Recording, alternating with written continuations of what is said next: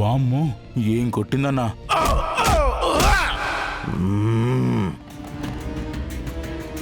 అది సరేగానే ఆ అమ్మే శ్రీవల్లిని ఏం చేసినారా? మేం చేసేంత టైము ఎక్కడిచ్చారన్నా? శ్రీవల్లిని చంపేలోపు పెద్ద చెరువును కమ్మేసిన మబ్బు మాదిరి అలా వచ్చేసి అందరినీ కొట్టి ఆ అమ్మాయిని కాపాడేసింది. మేం ప్రాణాలతో ఆ అమ్మాయికి దొరకకుండా తప్పించుకుని వచ్చేసాం. సరే, మీరు వెంటనే జమ్మల మడికి వెళ్ళిపోండి. తర్వాత ఏం చేయాలని నేను చూసుకుంటాగానే వెళ్ళండి. సరేనా? అబ్బా, శ్రీవల్లి చచ్చిపోతే ఇంటికి పోయి ఏం చెప్పినా నడుస్తుంది అనుకున్నా. ఇప్పుడట కుదిరేలా లేదే. ఆ పోలీస్ అమ్మే శ్రీవల్లిని ఇంటికి తీసుకుపోయేలోపే నేను ఇంట్లో ఉండాలా?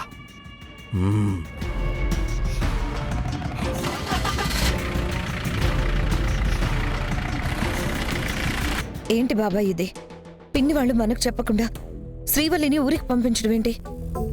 అదే అమ్మా, నాకు కూడా అర్థం కావట్లేదు. పైగా శ్రీవల్లి ఇష్టంగా రాయుడితో వెళ్ళిందంటున్నారు. అది ఎంతవరకు నిజమో తెలియడం లేదు. మావయ్యకి ఫోన్ చేసి మాట్లాడదాం.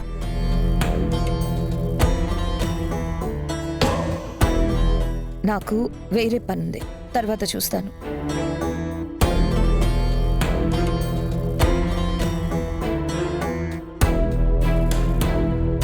ఇప్పుడు కాదు, అంతగా అడుగుతుంది కదమ్మా, తను వినేలా లేదు. ఆ వీడియో ఏదో చూసేయ్.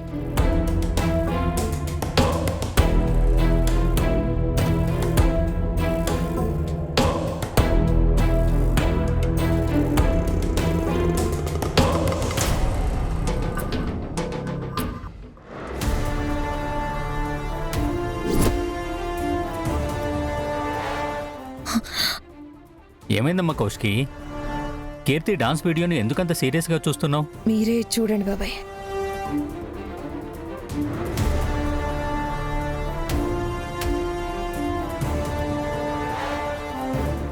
నువ్వు ఇంట్లో లేనప్పుడు నిషిక వైజయంతి కలిసి నన్ను చంపాలని చూశారు.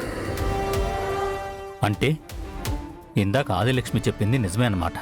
అవును బాబాయ్, నువ్వు ఇక్కడే గేమ్ ఆడుకుంటూ ఉండు.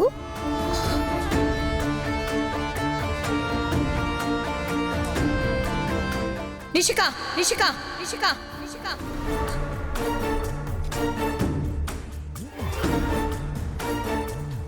ఆదిలక్ష్మి అత్తయ్యకి ఎలా దెబ్బ తగిలింది నిషిక?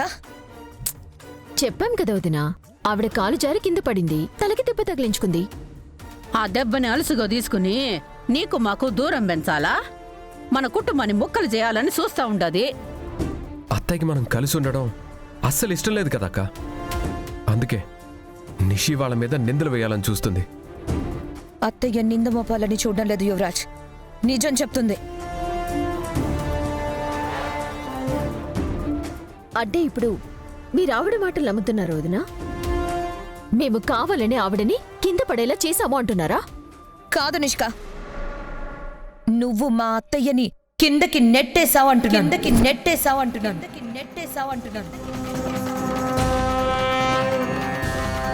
నెట్టలేదా? ఇప్పుడు కౌశికి చెల్లెమ్మ మాటలు విని నిన్ను అనుమానిస్తోందని అనుకోవద్దమ్మా. సాక్ష్యం ఉంది. సాక్ష్యమా? అమ్మ కౌశికి, ఆ వీడియో చూపించు.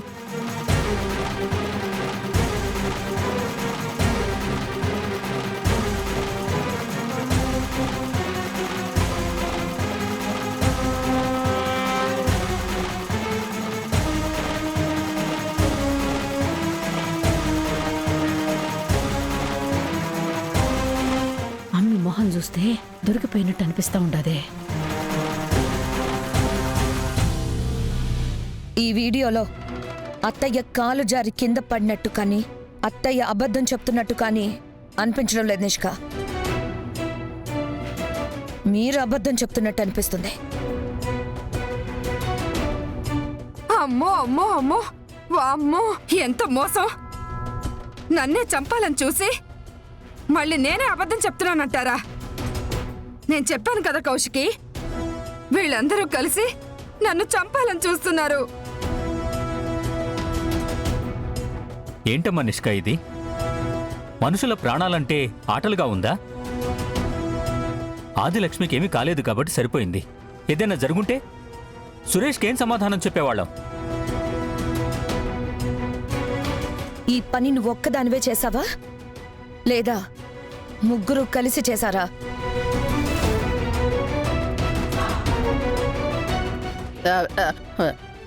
అమ్మి ఒక్కతే చేసుండదమ్మి. మాకసలు ఇట్ట జరిగుండదని కూడా తెలీదు.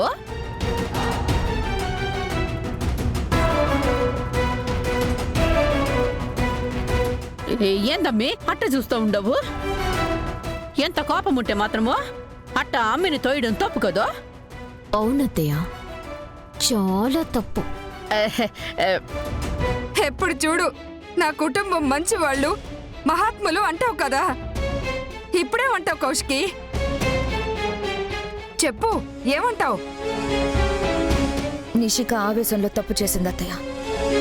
అందుకే మీకిప్పుడు నిషిక క్షమాపణ చెప్తుంది. సారీ చెప్పు నిషి. వదినా, తప్పు చేసావు, సారీ చెప్పు.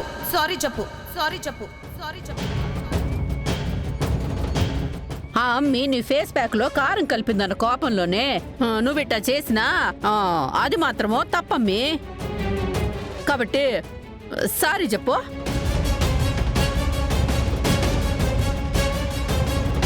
సారీ పిన్ని.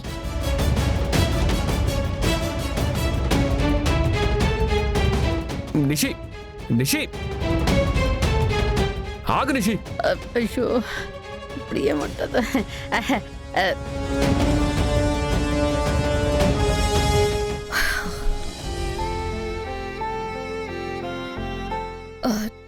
నిషి తరపున నేను కూడా సారీ చెప్తున్నాను అత్తయ్య. ఇలా ఇంకోసారి జరగకుండా నేను చూసుకుంటాను. ఆ, భలే చూసుకుంటావు. కుటుంబాన్ని కంట్రోల్లో పెట్టుకోలేవు కానీ ఊరంతా పెత్తనాలు చేయడానికి వెళ్తావు. ఏంటోనమ్మా.